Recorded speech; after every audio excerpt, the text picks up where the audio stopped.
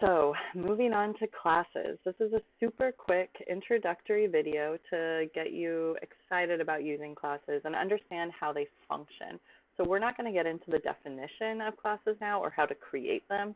We're just going to use one that I already created to do some stuff so you can see why it's useful.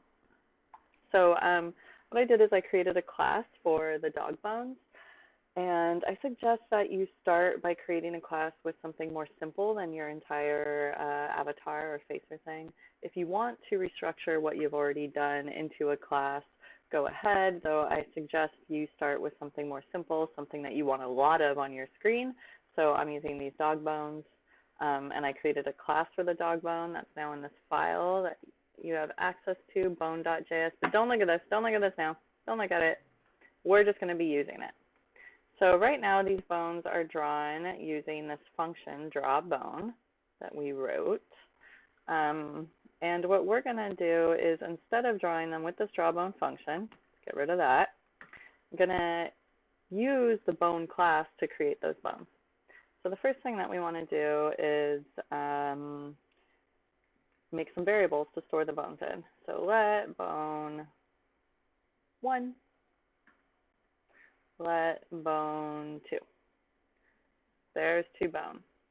Now in the setup, we can access the class and create new bone objects that are created using the class constructor, and these are called instantiating class objects. So we're creating an instance of that class. So bone 1 equals new, so new is the word, new is the new word, new bone. And notice bone is capitalized, so I know that's missing, it's not there yet. So classes by convention are capitalized, whereas other variables and functions are not. The first word of a class is capitalized. You use new to create a new instance of that. And then inside the parentheses is whatever you pass into it. And it so happens that I wrote the class so it takes the same arguments that our function did, x position, y position, and rotation. So if I go new bone there, and give it that new bone, wonderful. And I'm going to duplicate this line and do the same thing for bone 2, and also copy those original parameters that we set while drawing the bone with the function and copy those into there.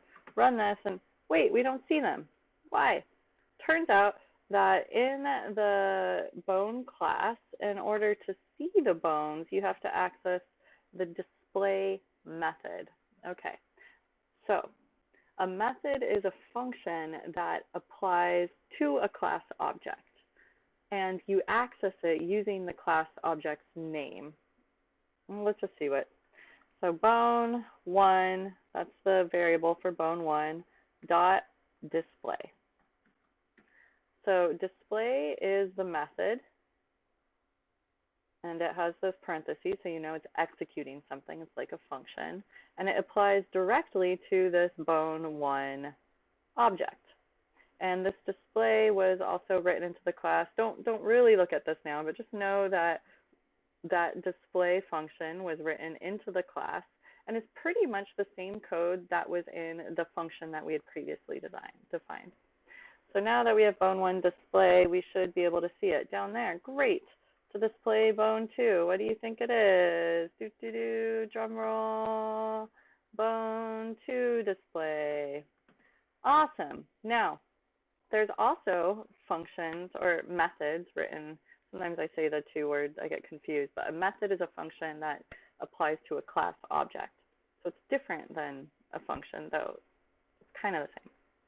So turns out that there's a method also already written to move the bones. So now, and I'm using the multi-cursor, holding down Command to write both of those at the same time. So now, not only should the bones display, but they are also moving. Amazing. Now the cool thing, or one of the many cool things, I've said cool like 20 times, about classes is that you can access their different properties. Each object has the properties that are associated with it. So let's just console.log one of these, bone1, to see what is stored in the computer's memory. So this bone has a certain position. It has a rotation. It has a size. And we can continue to access these. Like if I move this into the draw loop, we can continue to access these values as they change. So now see the Y position is changing, the rotation is changing. So this is awesome because now we can access these different values associated with these different bones quickly and easily and neatly in the code.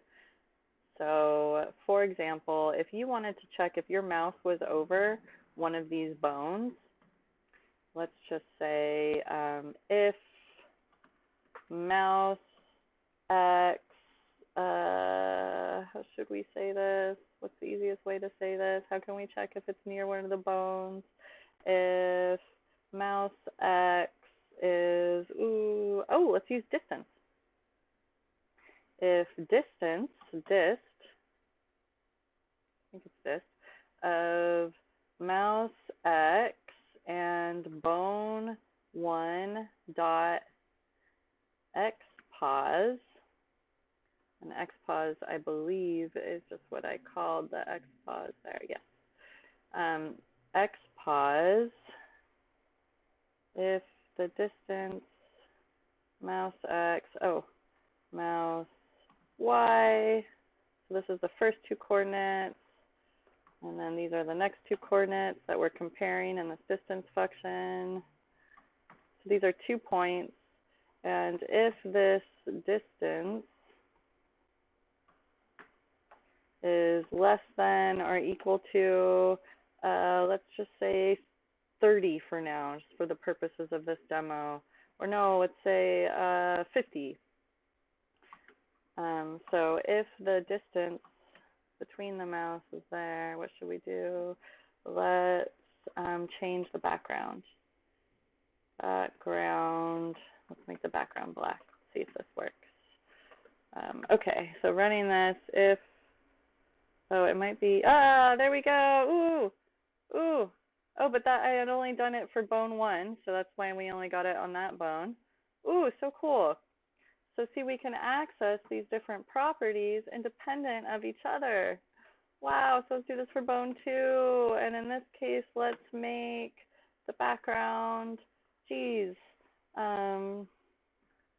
let's make it, I don't know, let's make it a red, RG, let's make 50 low, I don't know, I'm just guessing some colors.